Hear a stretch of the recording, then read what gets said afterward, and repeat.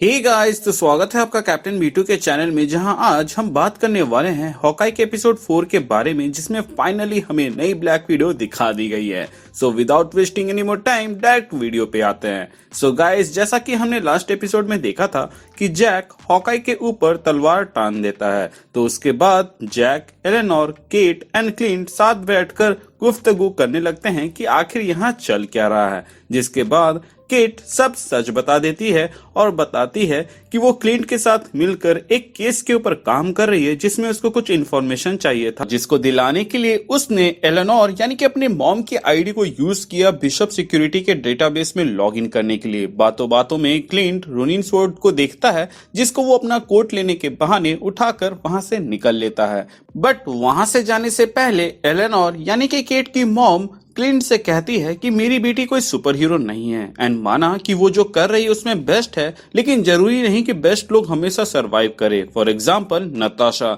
जिससे क्लिंट समझ जाता है कि उसकी माँ क्या कहना चाहती है। जिस भी प्रॉब्लम से क्लिंट डील कर रहा है उससे वो केट को दूर रखने की सलाह देती है, क्योंकि वो अपनी बेटी को किसी भी बड़े प्रॉब्लम में फंसते हुए नहीं देखना चाहती। जिसके जवाब में क्लिंट कहता है कि आप चिंता न करें मैम, मैं प्रॉब्लम से आपकी बेटी को दूर भी रखूंगा और उस प्रॉब्लम को भी सॉल्व कर दूंगा। इसके बाद केट की मॉम किसी को फोन करती है और कहती है कि जितनी जल्दी हो सके मुझे कॉल बैक करना, जो कि हो सकता है विल्सन फिस्क या फिर किसी और क्राइम लॉर्ड को उसने कॉल किया हो। वहीं दूसरी ओर क्लिंट को पता चलता है कि काजिस जिस कंपनी में काम करता है वो असल में जैक ओन करता है, जिसको वो मनी लॉन्ड्रिंग के लिए यूज करता है। प्लस क्लिंट की वाइफ एक रोलेक्स वॉच का भी जिक्र करती है, जिसको चुराने के लिए ट्रैकसूट माफिया ने एपिसोड 1 में ब्लैक मार्केट ऑक्शन में हमला किया था, जिससे ऐसा लगता है मानो वो वॉच बहुत ही जरूरी है, एंड इसलिए क्लिंट अपने वाइफ को उसको ट्रैक करने के लिए बोलता है। केट को उसके हरकतों के लिए उसकी मॉम डांटती है,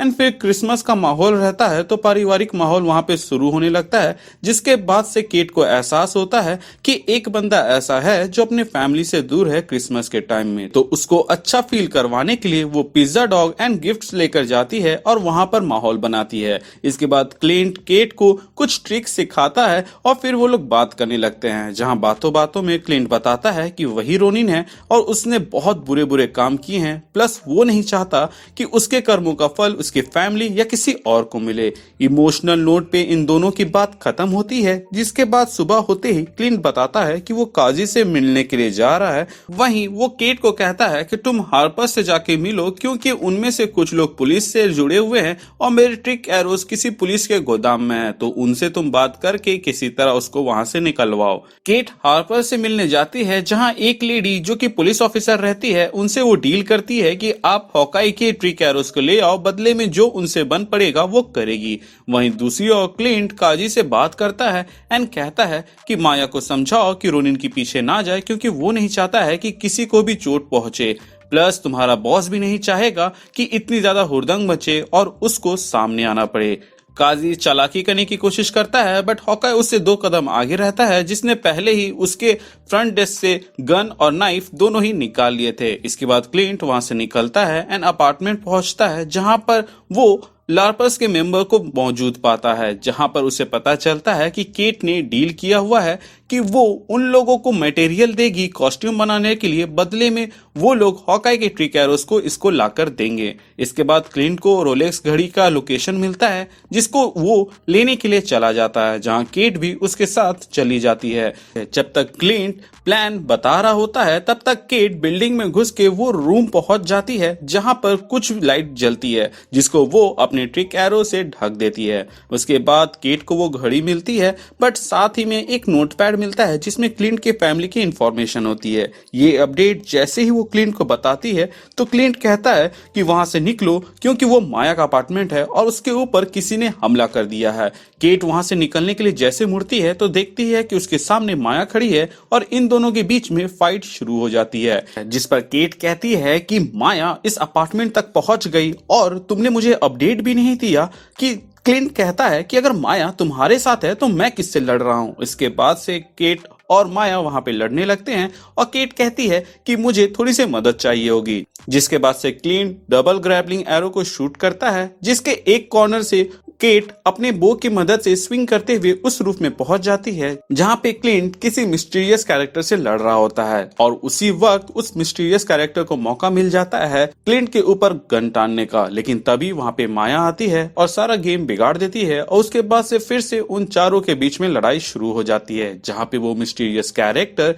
केट को बिल्डिंग से नीचे फेंक देती है, जिसको हॉकाई पकड़ने के लिए जाता है तो देखता है कि वो वहां पर टंगी हुई रहती है। क्लिंट उस वायर को काट देता है और कहता है कि यहाँ से निकल जाओ। केट लाइट्स के वजह से डायरेक्टली नीचे नहीं गिरती है एंड नीचे लैंड करते ही वो फिर से ऊपर आ जाती है। ऊपर आके वो सबसे पहले सोनिक एरो छोड़ती है जिससे सब लोग दूर फेंका जाते हैं और सबके कानों पे इम्पैक्ट पड़ता है सिवाय माया, क्योंकि वो बहरी रहती है। उसके बाद से वो माया के ऊपर एक नॉर्मल एरो शूट करती है और दूसरे एरो को एम करते हुए कहती है कि यहाँ से निकल जाओ। उसके बाद से क्लिंट एंड उस मिस्ट्री कैरेक्टर के बीच में फाइट होता है जिसके एंड में वो मास्क उतारने में कामयाब होता है, जिससे हमें ये पता चलता है कि ये मिस्ट्री कैरेक्टर और कोई नहीं बल्कि ये लेना है। वो क्लिंट को विडो बाइट मारती है एंड वहां से निकल जाती है, जिसको देखते ही केट पूछती है कि कौन थी वो एंड मुझे उसके बारे में सब कुछ बताओ अगर तुम मुझे टीम मानते हो। जिस पर क्लिंट, जिसने अभी अभी केट को उसी तरह यहाँ से गिरते हुए देखा जिस तरह उसने अपने सबसे करीबी दोस्त को यानी कि नताशा को मरते हुए देखा था, तो वो केट को डांटते हुए कहता है कि तुम मेरी पार्टनर नहीं हो और इस मिशन में मैं अकेला ही हूँ, सो प्लीज यहाँ से चली जाओ क्योंकि अब मामला बहुत ही ज्यादा सीरियस हो चुका है एज किसी ने एक ब्लैक विडो को हायर किया है मुझे मारने के लिए। एंड इसी के साथ ये एपिसोड खत्म हो जाता है। तो गाइस, कैसा लगा आपको आज का ये वीडियो आप हमें कमेंट सेक्शन के जरिए बता सकते हैं और अगर आप हमारे चैनल पे नए हैं तो चैनल को सब्सक्राइब कर दीजिएगा और अगर आप पुराने हैं तो प्लीज चेक कि आपने बेल आइकन दबाया है या नहीं, और अगर आपने नहीं दबाया है तो उसे दबा दें ताकि जब भी मैं कोई वीडियो डालूं उसका नोटिफिकेशन आपको जाए। इसके अलावा हमारे चैनल का एक छोटा सा मोटो है जो कि है लोगों की मदद करे, अपना ख्याल रखे एंड कीप मूविंग फॉरवर्ड का रट लगाकर आगे बढ़ते रहें। Thank you for watching this video, stay tuned.